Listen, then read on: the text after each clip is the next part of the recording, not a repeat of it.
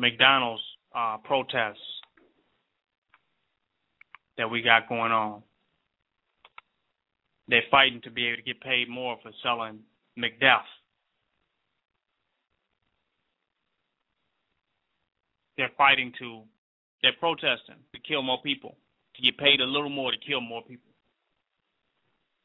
Sell that garbage.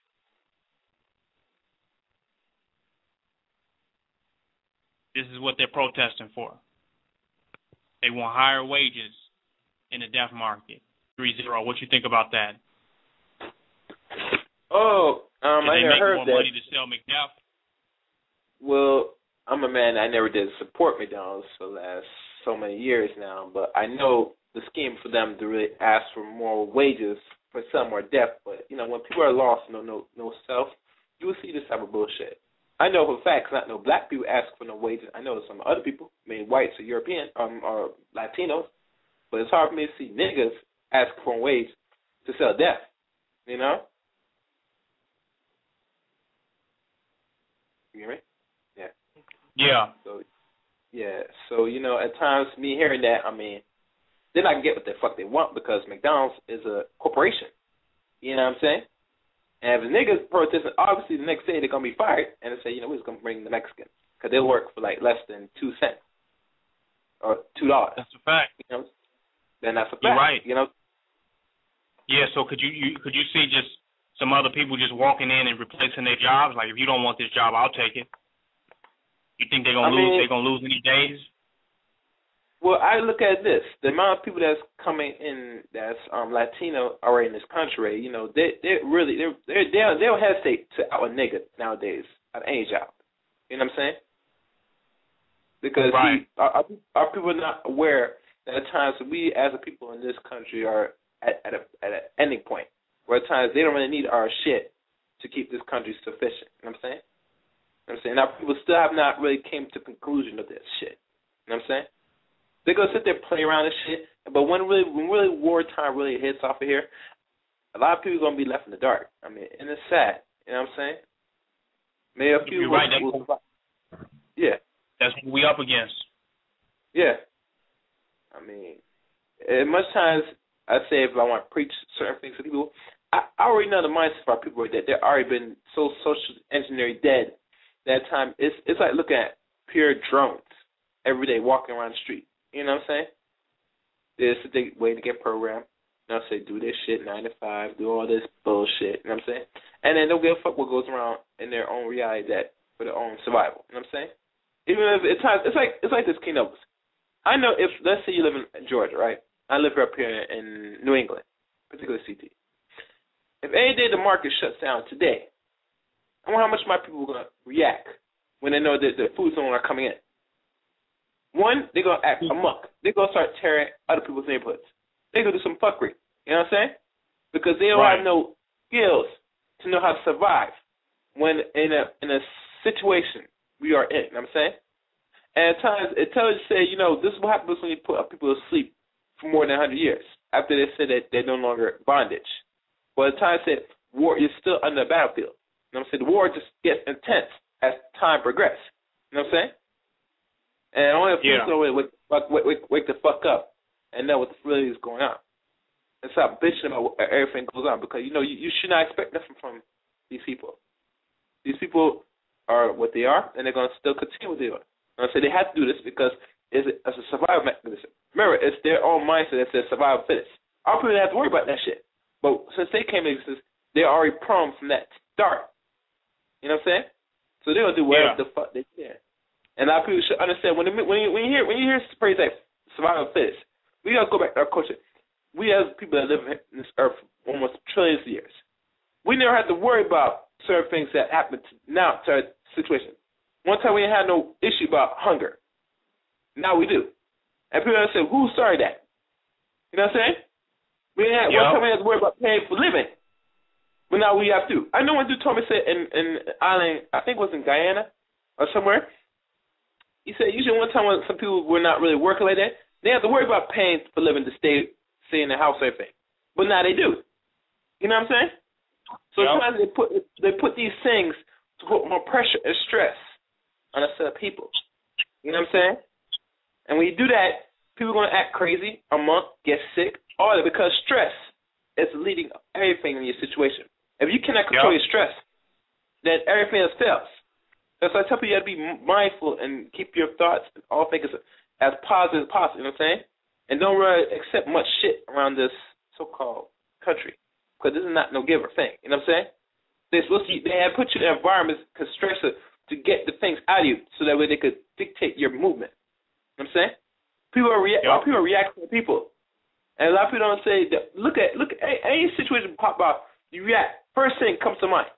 You know what I'm saying? Not thinking because you all your training and your basic common sense are gone when you put under pressure. You know what I'm saying? It's like a situation where I told one female and she told me this. She said, at times if a man puts a gun in your head, you don't have time to think and react. And I say, well, that depends on who's pulling the trigger. Because first of all, if I know this man has a gun, or that he pulls it in front of me, there's only two things he has the option. Either he's going to use it or not. Because when you pull a gun at somebody, there's only one thing I would say in my mind. Either you're going to pull that trigger or you're not. And don't buy a bluff. You know what I'm saying? Because that's a weapon. That times you pull it, either you're going to use it or not. Am I right? That's true. Yeah. So at times when we talk about thinking, you have to still keep your mind in your state of conscious at a certain point. You know what I'm saying? And do not react over every little situation. You know what I'm saying? What goes on in the Middle East right now, we should expect go on. That's not our concern. Because all we know is those people that they're killing are people are killing more of our people, and they're killing some hybrids that we don't give a fuck about. Because you see, it's the same. There was a video one time. I saw a man post on Black Truth. I don't know if you know a page called Exposing Black Truth. But this guy posted a video. In particular, a brother talking about how these Arabs have these little stores, and they have only one black woman out of all working in his stores. Now, a lot of people don't question, a lot of us niggas don't question, say, you know those Arabs are fucking our sisters in front of the store? It was only one black woman? Wow. Now, I wish I could pull that. I should have saved that and pull it and put it on my page. But it's like this. No fucking sandbags go sit there hire no black people because they don't like our ass. But if you see anybody that's a female they hire, you got to always conclude they fucking them. Because first of all, you don't like seeing black. You know we black. Why the fuck you having us work in your place? You know what I'm saying? Either some sexual type of thing or whatever. But it's not something that say you're going to sit there and give no job to a nigga. And that's the reality. I agree. So with all these Arabs that we see on our store and they have any black people in it, we always got to assume that they're being sexually exploited. You know what I'm saying? Just like back in the slave days, when they talk about, say, before the Europeans started taking the slave thing, it was the Arab first, the hybrid, the bastard children. And we had to agree on that shit. They still do this shit today. But they'll do it much most people don't know the history of that bullshit. You know what I'm saying? That's why I can understand why John Clark never gone too much with the Arabs like that. You know what I'm saying? And he did go deep, but he didn't want to go too deep because a lot of people don't say, if you go too deep on something, some people are going to slip up and don't think about that shit. You know what I'm saying? The only time he was dealing with the Europeans. But we got to look at every aspect in our destruction. We got to take it as is. We can't leave nothing off the table. You know what I'm saying? Because when you do that, you're more vulnerable for anything. Because now you look at the Arab as your friend, but he's not. You know what I'm saying? I agree. And that's what's going on. Yeah. So, that's my thoughts on that, Yeah, oh boy. Yeah. Should they blow up these McDonald's or should they get higher wages? Well, they need the real meat that they're selling. It's not even real meat. I noticed that. I look at this because of we our situation financially. We are very wealthy people. It's just we have to really utilize our resource properly. And for some people to ask for more high wages for any job, I should always ask the question: what are you doing with these high wages? Number one, are you going to spend on foolishness? Yeah. Good point. Yeah. Because first of all, you're not putting in any economic system to build yourself up, where it's how to build yourself and the people around you. It's the same thing we have the issue with the celebrities. Everybody said these people are making so much money, but why not putting their money back into the communities they come from? Because they're not. They can't. They won't. Anytime you hear somebody do something when they put money in, it's a tax write-off.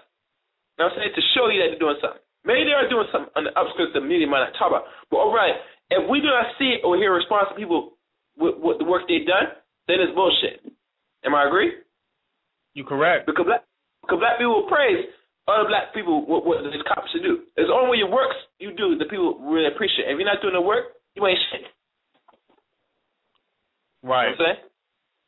And too, to add on to that, if you're not a vegetarian today, seeking veganism and changing your diet, you literally voluntarily committing suicide.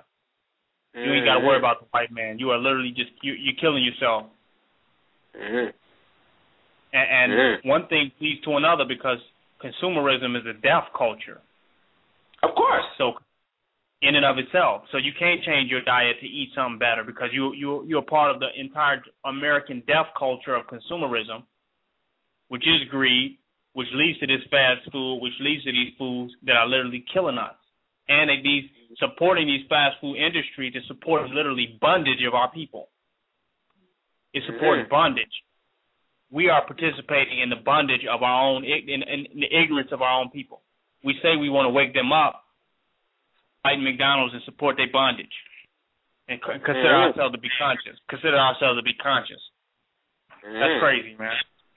It's insanity.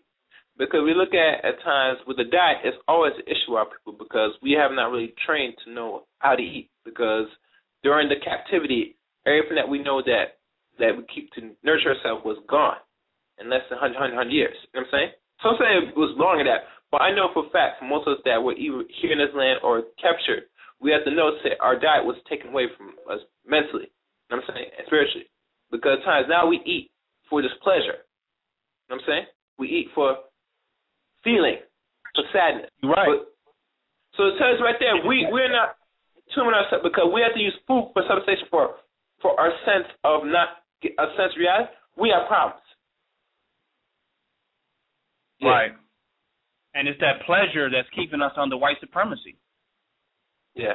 You know, we're addicted to the pleasure of white supremacy. While we feel bad about the pain, we don't want to sacrifice the pleasure of living in his world and his reality. Yeah. So I say those McDonald's need to go and they need to just give that up anyway. I mean, back in the day, at least people may have their family made a burger at the house. Yeah. You know, where did they get these fast food ideas from? They got them from our people. Used to be doing this stuff for themselves, and now they just monopolize on it, and now you can't even eat a burger at the house no more. If it ain't a McDonald's, you ain't even alive. The Matrix now has become the way of which you even feel that you're alive. If you're in a fast food restaurant or participating in a consumeristic illusion, living through the television screen, through all these commercials, then you don't feel like you even exist. That's a damn shame. Yeah.